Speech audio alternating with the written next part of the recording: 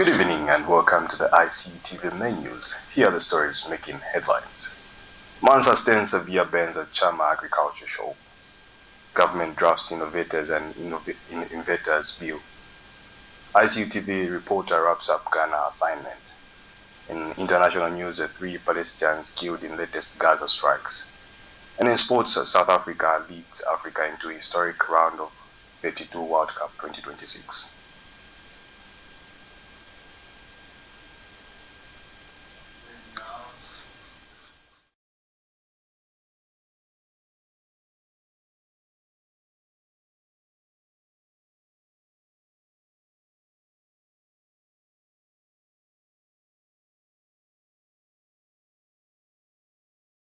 Good evening once again. My name is Chitemwiko Sai Kalonde.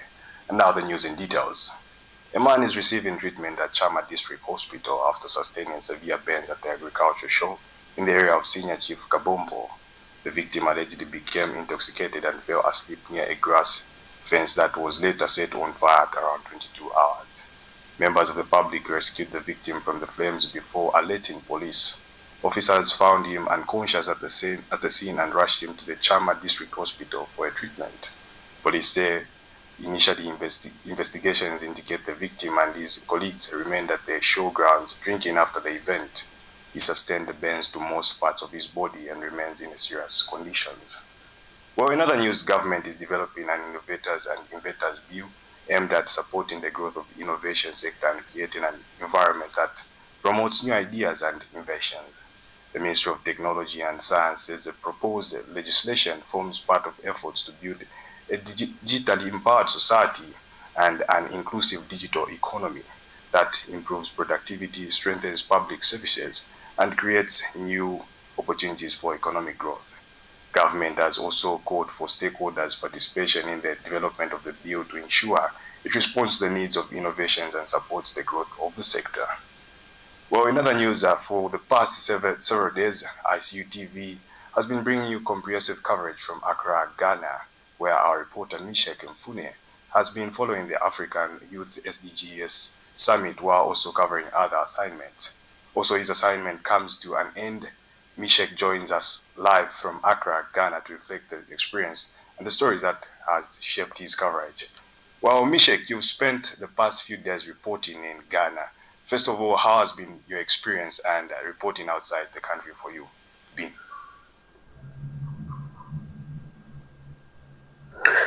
Thank you so much, Chitemwiko. Reporting from Ghana away from home has been a great experience, incredibly rewarding both professionally as well as personally. Had an opportunity to just experience a whole different media environment, how people understand issues here in Ghana and above and beyond. It has also taught me just a reinforcement of the pivotal role that journalism plays even as we live in day-to-day lives as human beings. And I think it is only right that I got to experience this other side to just grow as a person and as well as just growing professionally.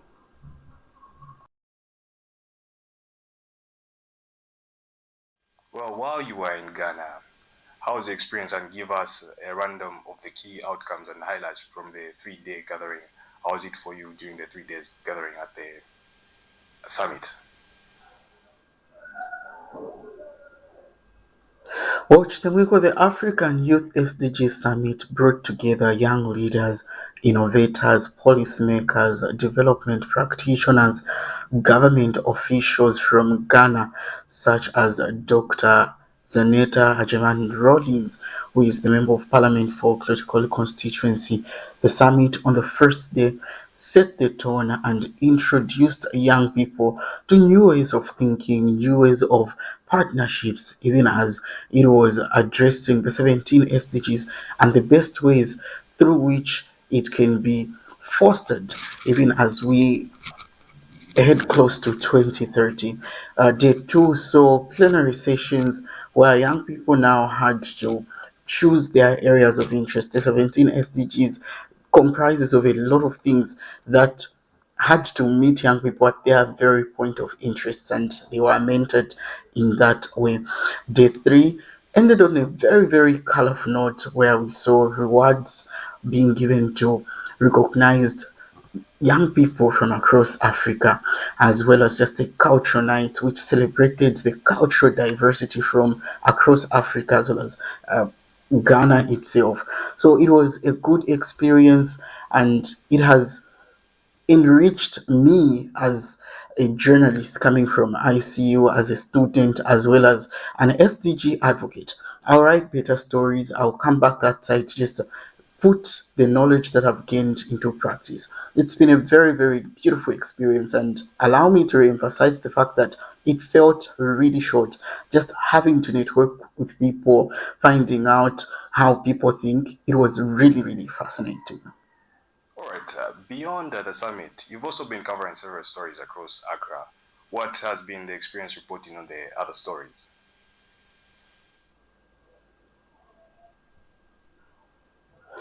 Beyond the summit, I've been, you know, given an opportunity to just move around and learn Ghana for what it truly is. I've had an opportunity to just tell stories, some of which you have seen, the likes of Makola Market and other sites of national heritage here in Ghana. I've visited the Kwame Nkrumah Memorial Park. I've just had an opportunity to learn the fact that he was a great man and he still is the great man because here in Ghana and Africa at large, we have refused to say Kwame Nkrumah is not dead because his legacy still lives and speaks volume with regards to just uniting Africa and re-emphasizing the fact that despite being from different countries, we are one people. And adding to that, I've had an opportunity to just visit the Black Star Square, which is a symbol of Ghana's independence. It was formerly known as the Independence Square, and now it is the Black Star Square, a special place where Ghanaians meet for national related activities, the swearing in of heads of states, and it is similar to what we have back there in Zambia, which is the Freedom Statue. It speaks in similar volumes. So it's been an awesome experience. I've also had an opportunity to just visit Labadi Beach. It lies along the Atlantic coastline, which is a special place where people from within Ghana and outside just go there to just interact with the water. Those that are introverted, they go there to just have their thoughts clear as they just listen to the sound of the water. It's just beautiful to see, and it's been an awesome experience, enriching, I should say. Well, Mishek, now that your work has been done, how's your experience and have you been happy with what you've been producing for the past 3 days in Accra?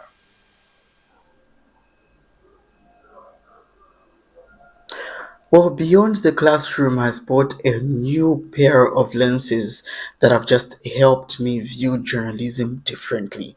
And at the very first, having to hear about beyond the classroom, I just thought it was just one of these things whereby you're just outside the lecture room and then maybe your facilitator is explaining on how to hold a camera. But there is more to that. Just having the experience to just get on a vehicle from home to the airport, just having an experience, the traveling experience. Little did I know that this is actually the feel of beyond the classroom, where as a journalist, as a media practitioner, traveling is a side to side package. So all this has been a great eye opener and a wake up call to me, because even as I'm pursuing this degree, Bachelor of Arts in Mass Communication, it's not just about the paper, but about what I bring to the table. And beyond the classroom is that opportunity that is helping us as students just harness what we're getting in the classroom. And I really pray and hope that other students will be beneficiaries of this. And in case you're doubting, Beyond the Classroom is here to just give you that kick to say beyond the theory, you need to be practically competent, and grateful to ICU for that. All right, Mishek, how has been beyond the class, knowing the fact that you are a student, how's been your experience? How do you see now? How has your perception changed towards how you look at journalism since you've had an experience in terms of visiting journalism outside the environment, to be specific, outside the country?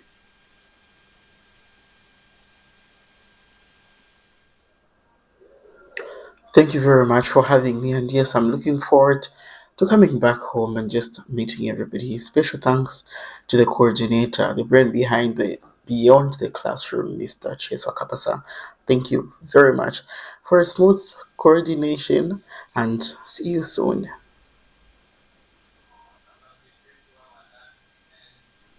All right, thank you very much, Mishek, for joining us on the ICU TV News Desk and keeping us updated throughout your assignment in Ghana. Wishing you a safe journey and looking forward to welcome you back.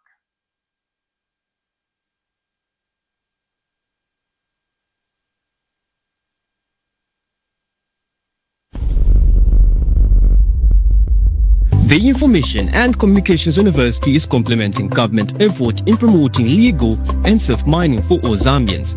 ICU is offering a short practical training course to artisanal and small-scale miners and those who intend to venture into mining. This training covers identification of rocks and minerals, mining operations and equipment, health and safety in mining, environmental protection, licensing and compliance. Qualifications: National Registration Card NRC. Apply now at www.icuzambia.net. For more information, contact the ICU School of Mines, Department of Artisanal and Small-Scale Mining at +260 763 302 596 or +260 973 263 492. For analysis of mineral samples, contact the ICU School of Mines Laboratory at +260 973 263 492 or +260 977 833 434.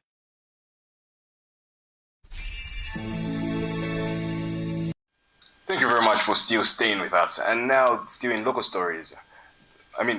Still in local stories. The largest market, Makola in Accra, one of the busiest in Ghana, continue to serve as a major hub for trade and entrepreneurship, attracting thousands of shoppers, traders, and tourists across the country. Mishek Njakawa has more in the following report. Well, in other news, Permanent Secretary in the Ministry of Tourism, Evans Mohanga, has conducted a fact-finding mission to assess a damaged bridge leading the main entrance to South Africa National Park in Mfuwe. The visit focused on evaluating the impact of damaged infrastructure on access to the park, tourism operations, wildlife conservation activities, and surrounding communities. Senior officials from the Department of National Parks and Wildlife accompanied the Permanent Secretary during the inspection.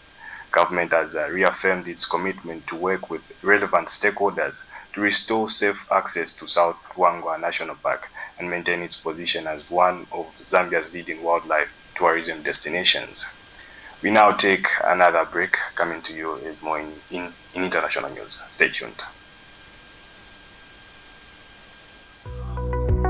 The Information and Communications University is driving the thrill for the nation in research and development. Enroll now for full-time and distance programs in the School of Engineering, Humanities, Business and Education.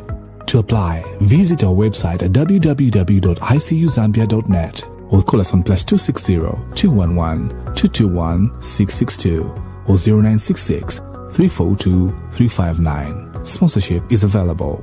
Enroll now.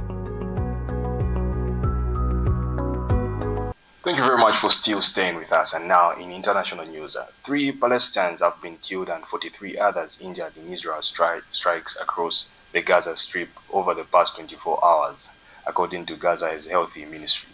The ministry says the latest casualties bring the number of deaths recorded since the ceasefire took effect on October 2025 to 1,141, with 3,372 people injured during the same period. Authorities say hundreds of bodies have been recovered from collapsed buildings since the ceasefire began, while others remain trapped under rubble as rescue teams continue to recover efforts. Well, still in international news, the United States has carried out fresh strikes on targets in Iran following a drone attack on a commercial vessel in the Strait of Hormuz. The US says the strikes were in response to continued attacks on commercial shipping. Iran's Islamic Revolutionary Guard Corps says it's retaliated by launching missiles and drones targeting US military facilities in Quetin and Bahrain. However, US military officials say there were no reported American casualties or significant damage. Both the United States and Iran have accused each other of violating a ceasefire agreement, but raising concerns over renewed tensions in Gulf region. We now take our last break. Coming to you is sports.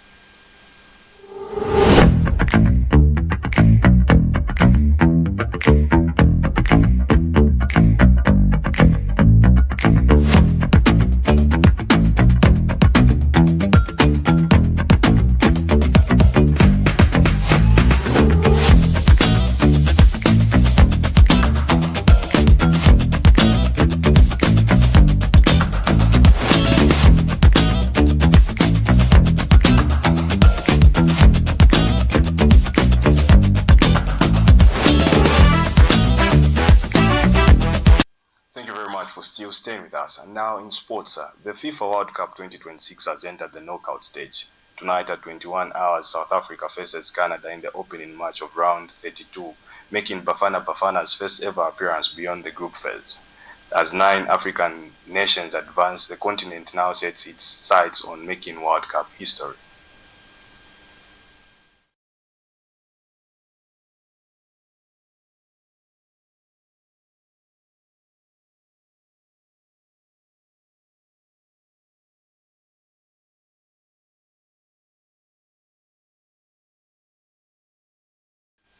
Well, with the sports item, this is where we come to the ICU TV menus. But before we go, let us take a look at the story that were making headlines. Man sustains severe burns at Chama Agriculture Show. Government drafts Innovators and Inventors bill. ICU TV reporter wraps up Ghana assignment. In international news, 3 Palestinians killed in latest Gaza strikes. And in sports, South Africa lead Africa into historic round of 32 World Cup 2026. Well, thank you very much for watching the ICU TV menus. I've been your news anchor, Chama Kalonde. Have a good evening.